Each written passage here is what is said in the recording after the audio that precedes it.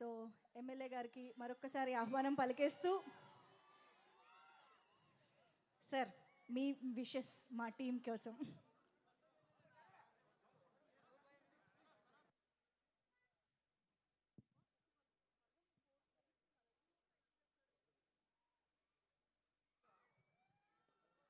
ఈరోజు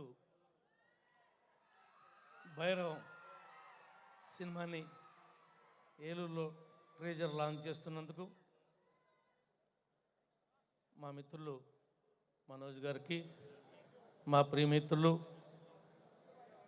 రోహిత్ గారికి, సాయి సురేష్ గారికి, దీని యొక్క నిర్మాతకు, అదేవిధంగా సాంకేతిక నిపుణులకు,